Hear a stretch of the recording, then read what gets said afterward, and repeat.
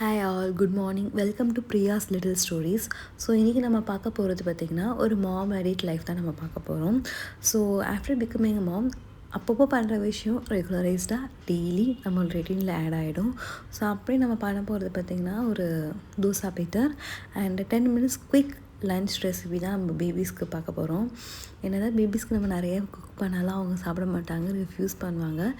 இதெல்லாம் only tasty foods, but அதுக்காக நம்ம டீப் ஃப்ரைட் ஃபுட் கொடுக்க முடியாது. நம்மளோட மைண்ட் செட் வந்து பார்த்திங்கன்னா நமக்கு நியூட்ரிஷன் அதிகமாக இருக்கிற ஃபுட்டு தான் கொடுக்க விரும்புவோம். ஸோ அப்படி நம்ம பார்த்தோன்னா பம்ப்கின் வச்சு தான் இன்றைக்கி ஒரு ரெசிபி பண்ண போகிறேன். இது வந்து பார்த்திங்கன்னா ஃபில்டர் காஃபி. எப்போவுமே எங்கள் வீட்டில் ஃபில்டர் காஃபி தான் நாங்கள் குடிப்போம். And it's time 4:30 AM. So குழந்தைக்கு பால்லாம் காய்ச்சி கொடுத்துட்டு ஃபீட் பண்ணிவிட்டு அதுக்கப்புறம் வந்து பார்த்திங்கன்னா ஃபில்டர் காஃபி போட்டு குடிக்கிறதுக்காக நான் வந்துட்டேன். நான் முன்ன சொன்ன மாதிரியே வந்து பார்த்திங்கன்னா காஃபி குடித்தா தான் நம்ம வண்டி ஓடும். அதனால் ஃபில்டரை போட்டு இறக்கி காஃபி குடிச்சிட்டு அதுக்கப்புறமா தான் நான் ஒன்று ஒன்றா பண்ண போகிறேன் நான். ஸோ இப்போ வந்து பார்த்திங்கன்னா அது கூடவே நான் ஒரு சின்ன சின்ன ஸ்டோரிஸும் சொல்ல போகிறேன். அதாவது a story of mother heart, இதான் இன்றைக்கி நான் சொல்ல போகிற ஒரு குட்டி ஸ்டோரி.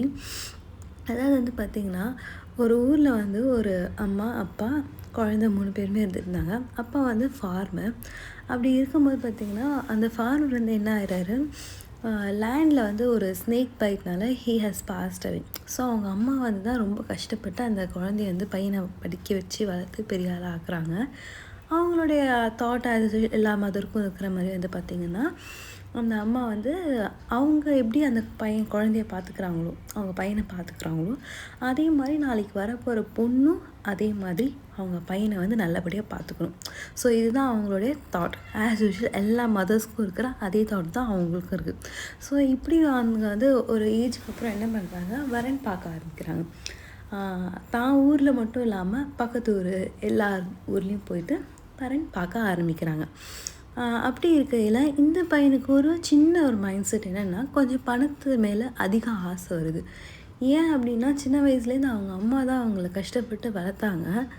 இருந்தாலும் பணத்துக்காக அவங்க அம்மா வந்து நிறைய கஷ்டப்பட்டதால் ஸோ பணம் வந்து இருந்தால் கொஞ்சம் லைஃப் வந்து ஹாப்பியாக இருக்கலாம் அப்படின்ற ஒரு மைண்ட் செட் வந்து அவனுக்கு வந்தது. ஓகேயா? ஸோ இப்படி இருக்கும்போது வந்து பார்த்திங்கன்னா அவங்க அம்மா வந்து கடைசியாக ஒரு பொண்ணை பார்த்து கல்யாணமும் பண்ணி வச்சிடறாங்க. அந்த பையன், அந்த வந்த மருமகள், அப்புறம் இந்த அம்மா 3 பேரும் ஒரு வீட்டில் ரொம்ப சந்தோஷமாக வாழ்ந்துட்டுருக்காங்க. ஸோ திடீர்னு வந்து பார்த்திங்கன்னா இந்த பணத்து மேலே அதிக ஆசை அந்த பையனுக்கு வந்ததால் அவன் என்ன பண்ணுறான் அப்படின்னா சின்ன சின்ன தவறான வேலைகளெல்லாம் செய்ய தொடங்குறான். ஆனால் அந்த வேலைகள் எதுவுமே அந்த அம்மாவுக்கு தெரியவே தெரியாது. ஆனால் ஒரு நாள் அவளோட மனைவி வந்து கண்டுபிடிச்சிடுறான். அப்புறம் என்ன பண்ணிடுறான், ஒய்ஃபையும் கன்வின்ஸ் பண்ணி கொஞ்சம் கொஞ்சமாக கன்சாலிடேட் பண்ணி பண்ணுறதெல்லாம் கரெக்டு அப்படின்ற மாதிரி அவளோட மைண்ட் செட்டையும் மாற்றிடுறான். ஸோ இப்படி இருக்கும்போது வந்து பார்த்திங்கன்னா ஒரு நாள் வந்து என்ன ஆகுது, they need some organs. So ஊரில் வந்து இறந்து போனவங்களோட ஆர்கன்ஸ்லாம் வந்து எடுத்து தான் அவங்க வந்து இது பண்ணுறாங்க.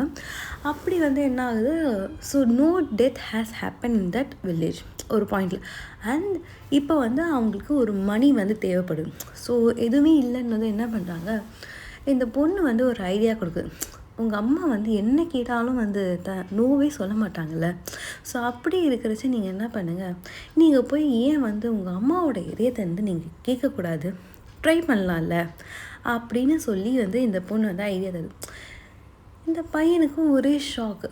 எப்படிடா இது நம்ம கேட்க முடியும், இது நம்ம அம்மாவாச்சு, இந்த ஒரு இன்சிடென்ட் தான் நம்ம அம்மாவே நம்ம லூஸ் பண்ணுற மாதிரி இருக்குமே, ஸோ எப்படி வந்து நம்ம கேட்குறதுன்னு ரொம்ப தயங்கிட்டே இருந்தான். பட் சின்ஸ் வந்து அவனுக்கு மணி மேலே அதிகமாக மைண்ட் செட் இருக்கிறதால அவன் என்ன பண்ணிடுறான் அப்படின்னாக்கா ஒரு பாயிண்டில் வந்து சரி கேட்கலாம் அப்படின்னு சொல்லி முன்னோக்கி போகிறான். போயினதும் இல்லாமல் கேட்டதும் என்ன ஆகிடுச்சு, அவங்க அம்மா வந்து சரிடா இதே தானே வேணும் உனக்கு, நான் தரேன் அப்படின்னு சொல்லி அவங்க அம்மாவும் கொடுத்துட்றாங்க. கொடுத்ததும் வாட் ஹேப்பன்ஸ் நெக்ஸ்ட். ஸோ எடுத்துகிட்டு அவன் என்ன பண்ணுறான், அந்த இதயத்தை இப்படின்னு நடந்து போயிட்டுருக்கான். போகிற வழியில் ஒரு காடு வருது. காடில் வந்து ஒரு இது கட்டை தடிக்கு கீழே விழ போகிறச்ச என்ன ஆகுது, திடீர்னு ஒரு குறை, டே மகனே பார்த்துடா அப்படின்னு. அது யாராக இருக்கும், யாரும் இல்லை, அந்த இதயம் வந்து சொல்லுது அவன்கிட்ட, டே மகனே பார்த்துதான். ஈவன் ஆஃப்டர் அந்த ஹார்ட் வெளில வந்த பிறகு கூட it is beating for the son. So அப்போ தான் அவனுக்கு வந்து தான் எவ்வளோ பெரிய தப்பு பண்ணியிருக்கோம் அப்படின்றத அவன் ரியலைஸ் பண்ணுறான். அதுக்கப்புறம் என்ன பண்ணுறான், கடற்கடன்னு ஓடி போய் ப்ரே பண்ணி எல்லாம் பண்ணி ஆஸ் யூஷுவல் ஒரு பாசிட்டிவ் எண்டிங்காக வருதுன்னே வச்சுக்கோங்களேன். அப்போ தான் நமக்கு கதை நல்லாயிருக்கும். ஸோ அதனால் ஒரு பாசிட்டிவாக he is bringing back his mom. ஏதோ இந்த ஹோமெல்லாம் வளர்த்து ப்ரே பண்ணி. So moral of the story என்ன அப்படின்னா, it doesn't matter what the age is. Okay, அம்மாவுக்கு என்ன வயசானாலும் சரி, அந்த குழந்தைங்களுக்கு என்ன வயசான, அம்மா தான், குழந்தைங்க தான். அந்த குழந்தைங்களுக்கு எவ்வளோ வயசானாலும் சரி, அவங்க பசங்க கல்யாணம் ஆகி அவங்களுக்கு எத்தனை பசங்க வந்தாலும் சரி, அது அம்மா மனசு தான், அது என்றைக்கும் மாறாது.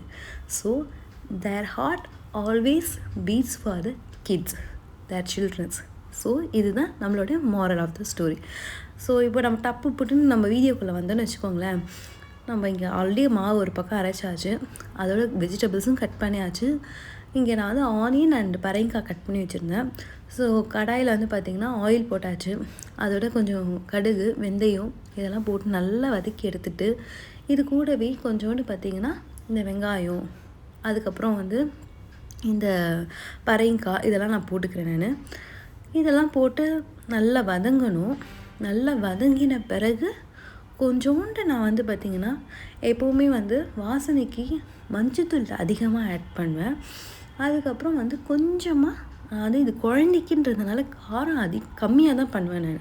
ஸோ அதனால் கொஞ்சமாக மிளகாத்தூள் போடுவேன் நான். அதுக்கப்புறம் உப்பு, இதெல்லாம் போட்டு நல்லா பெரட்டி எடுத்துக்கணும். ஸோ இங்கே அதுதான் நடந்துகிட்ருக்கு. மென்வெல் நான் அப்பப்போ நான் வந்து சைடில் வந்து மாவு அரைக்கிறதையும் நான் கண்ணு வச்சுட்டே இருப்பேன். இது அணியில் வந்து ஒரு பாஸ் பட்டனும் போட்டு போவோம் அப்பப்போ. அதாவது என்னென்னா என் குழந்தை வந்து அப்பப்போ அழுதுடும். ஸோ அதனால் அப்பப்போ போய் அதையும் நான் பார்த்துட்டு தான் வருவேன் நான். அண்டு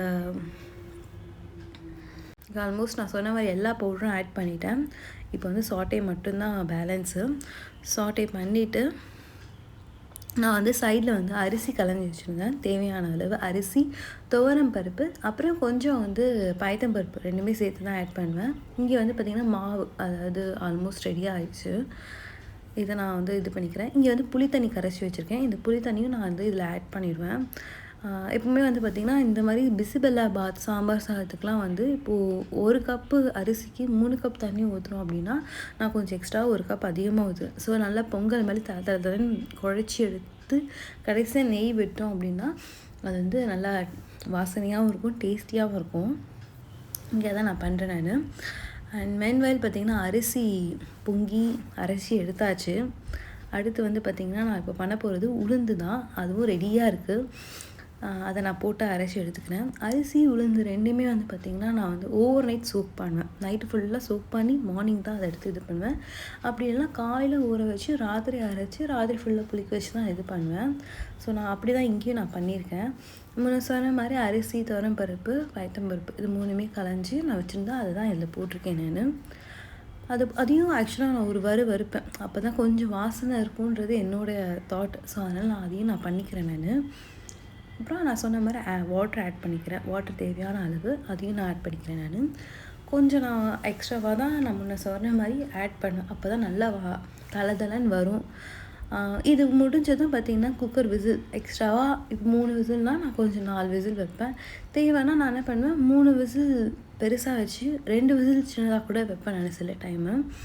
இப்போ இங்கே வந்து உளுந்தும் ஆல்மோஸ்ட் முடிஞ்சு போச்சு, அரைஞ்சிடுச்சு. நான் இதையும் வழித்து வச்சுருவேன் நான். இப்போது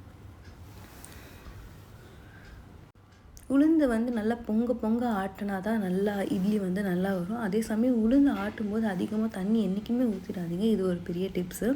அதே மாதிரி நான் என்னுடைய இது வந்து ஃபஸ்ட்டு அரிசி ஆட்டிட்டு தான் நான் உளுந்து ஆட்டுவேன். ஃபஸ்ட்டு உளுந்து ஆட்டிட்டு நான் அரிசி ஆட்ட மாட்டேன். ஏன்னா சம்டைம்ஸ் உளுந்து வந்து நீத்து போயிடும். அதனால் நான் பண்ண மாட்டேன் நான். இது என்னோட வீட்டில் நான் என்ன பண்ணுவேன்னா, அரிசியோட கொஞ்சம் வெந்தயமும் நான் போடுவேன். முன்னாடியே பார்த்துருப்பீங்க வீடியோவில். அரிசி ப்ளஸ் வெந்தயம் தான் நான் போடுவேன். அது கொஞ்சம் வாசனையாகவும் இருக்கும். ஸோ இதுதான் பதம். இந்த மாதிரி தான் உளுந்து வரணும். இது வந்து எடுத்து வச்சிட்டோம்னா நமக்கு வந்து நல்லா இதாகும். ஸோ எல்லாம் முடிச்சுட்டு உப்பு போட்டு கரைச்சி நல்லா நம்ம ரெடி பண்ணி வச்சிட்டோம்னா நைட்டுக்கு இட்லி ரெடி ஆகிடும். அதை நான் இப்போ பண்ணிகிட்ருக்கேன்.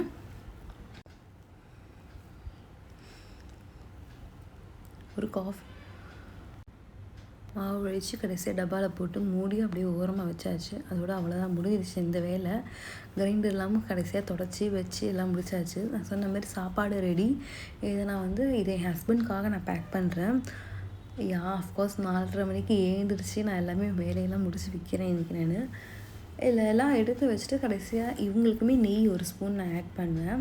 நெய் ஆட் பண்ணி கொடுத்தா அது நல்லா வாசனையாக டேஸ்ட்டாக இருக்கும். இன்றைக்கி தான் நான் என்னோடய லன்ச் பேக் மெனு இன்றைக்கி.